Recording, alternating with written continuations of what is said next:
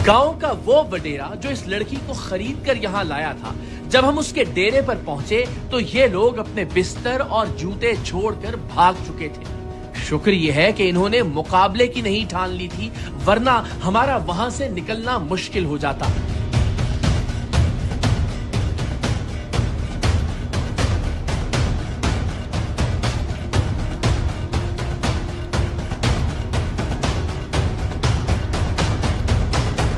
सारिम भाई, ये ज़ाहिर इसका मतलब है कि पक्के वाले क्रिमिनल्स हैं ना, क्रिमिनल है जिस तरह से भागे हैं। और ये देखिए इत्तलात कितनी तेज हैं कि हम उधर पहुंचे और ये इधर से भाग गए, इतने तेज हैं। प्रायोरिटी जो कि बच्ची को रिकवर करना था, वरना ये ना जा पाते। अब ये बताएं कि हम ये कैसे सोच सकते हैं? मुझे सच मानिए यहाँ आते तक ये नहीं था, मुझे लगता था कि बच्ची अपनी मर्जी से आ गई होगी और आके यहाँ स्टक हो गई या कोई भी और वजह होगी।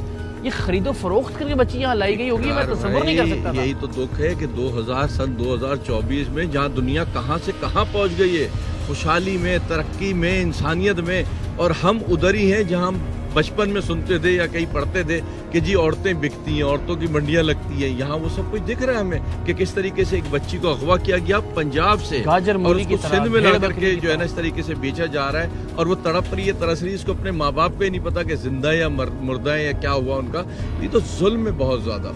कैसे मिजाज, खैरियत से आप? थैंक यू सो मच, बहुत बहुत शुक्रिया आपका कि आपकी पूरी फोर्स है माशाल्लाह। इस तरह के वाक़यात रिपोर्ट होते रहते हैं सनाउल्लाह साहब? इससे पहले भी आपके? नहीं, ऐसा तो नहीं होता है, लेकिन आते हैं मर्जी से शादी करते हैं, वो तो होता है, लेकिन ये अभी ये अलग नौयत का है। और इसमें अगर ऐसा है तो फिर तो उसको पूरे गैंग को बर्स्ट करना बहुत ज़रूरी हो जाएगा। लेकिन थैंक यू सो मच, आपके जवानों ने बड़ी हिम्मत और जवामर्दी से साथ दिया। सलामत है। आइए बिस्मिल्लाह इसको करते हैं। आज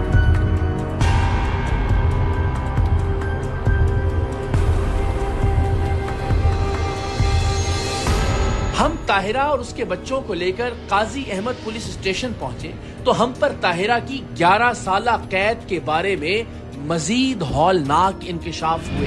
यहाँ 10-11 साल में किसी ने आपको निकालने की कोशिश नहीं की? किसी ने आपसे रब्ता नहीं किया? किसी ने ढूंढने की कोशिश नहीं की? नहीं, किसी को भी नहीं पता है कि मैं जिंदा हूँ या मर चुकी हूँ, किसी को कोई पता नहीं है। अब आपको क्या लगता है बच्चे जब आप जाएंगे लेके फैमिली में वापस? मैं यहाँ सिंध वालों को एक पैगाम देना चाहती हूँ, उनसे कहना चाहती हूँ मुझे इंसाफ दिलाने में मेरी मदद करें। मैं उनसे हाथ जोड़ के गिनती करती हूँ। मैं जानती हूँ कि मैं जब अपने रिश्तेदारों में जाऊंगी तो मुझे किस नज़र से देखेंगे, इन बच्चों को किस नज़र से देखेंगे। इसलिए मैं चाहती हूँ कि मुझे तोहफ़ा दिया जाए। फिलहाल तो मैं इस काबिल नहीं हूँ कि मैं अभी जाके बातें सुन सकूँ। वालिदा से मुलाकात करना चाहेंगी आप? करना चाहूँगी। और आपको लगता है कि वो सही है, खैर खैरियत से हैं? मैं तो सुबह शाम अपनों के लिए दुआ करती थी। मुझे कुरान भी नहीं लेके देते थे पढ़ने के लिए। मैं कुरान पाक पढ़ी हुई हूँ, मुझे कुरान पाक भी नहीं लेके देते थे। तो इन लोगों के बारे में बताएं ना, ये आपके शौहर जो है कि क्या शौहर तो खैर क्या कहना है इस बेगैरत को जिसने आपको खरीदा था, ये क्या काम क्या करता है? ये मजदूरी करता है। मुझे तो ये भी नहीं पता था पहले 5-6 महीने के मैं सिंध में हूँ या पंजाब में हूँ। और एक दिन मैंने रो रही थी, मैंने कहा मुझे खुदा के लिए छोड़ो, मुझे अपने पंजाब वतन जाना है। और मैं एक दुआ करती थी कि मैं या अल्लाह मैं अपने पंजाब में जाके मरूं, सिंध में मैं नहीं मरूं। और मुझे ये भी डर लगता है शायद मेरी फैमिली सैयद खानदान से है, शायद इन बच्चों को मेरे को कबूल नहीं करें, क्या नाम दे मुझे, ये भी मुझे डर लगता था दिल में। ये जो जिसने आपको खरीदा था इसका क्या नाम है? लतीफ खासो इसका नाम है। ये क्या करता है? ये जिम्मेदार है, ये खेती बाड़ी करते हैं ये लोग। कैसा इंसान है? ये देखने में तो 5 वक्त का नमाजी है, मगर दिल का इतना खराब है जो रब भी जानता है इसका।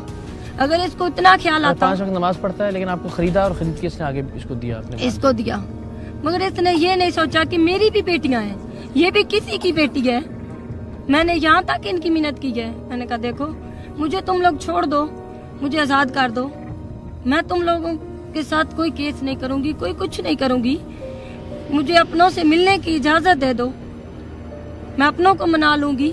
मगर फिर भी इन लोगों ने मुझे नहीं छोड़ा।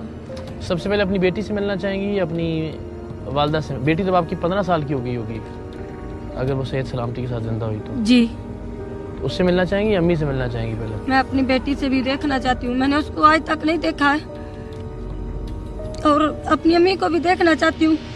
मेरी मम्मा बेचारी बहुत भोली सी हैं, वो कुछ भी नहीं जानती हैं, बहुत सीधी सादी हैं। बेटी की कोई तस्वीर कुछ नहीं पता चला कि वो कैसी है, उसके बारे में क्या सोचती हैं, अब कितनी बड़ी होगी, क्या कर रही होगी? ये तो मुझे पता है कि उसकी नाना उसको कभी नहीं छोड़ेगी उन लोगों को। अब ये नहीं हो सकता कि तुम्हें ना पता हो कि ये किसने खरीदी थी और कितने में खरीदी? जी कौन खरीद के लेके आया था उसको? सही ये मेरे को पता नहीं है, बाकी मामू ने मना किसी दलाल को कहा था, अच्छा, वो इधर लेके आया था, उसको मैं नहीं जानता हूँ। मामू तो मेरा नाम लतीफ़ है। मामू का क्या नाम है आपके? लतीफ़। लतीफ़। जी अच्छा, तो आपने मामू को बोला था कि मेरी शादी करवाओ? नहीं, सही उसने कहा था अभी आपकी उम्र बड़ी होती जा रही है, अच्छा, आपका घर वाली देख के शादी कर। ठीक है। ठीक है, और कुछ नहीं। तो फिर वो एक दिन इसको ले आया?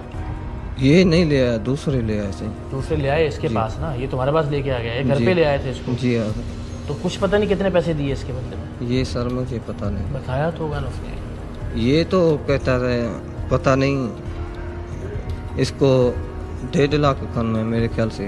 1.5 लाख? हाँ, मैंने ऐसे सुना है, उसे बड़ों से हम पूछते नहीं है। अच्छा, जी हाँ तो ये इससे पहले भी और भी फैमिली में इस तरह होता है लड़की खरीद के शादी करने का? सर, एक पहले भी आई थी जो उसने 12-13 तकरीबन बच्चे पैदा किए हैं, अच्छा, वो तो मर गई, फौत हो गई।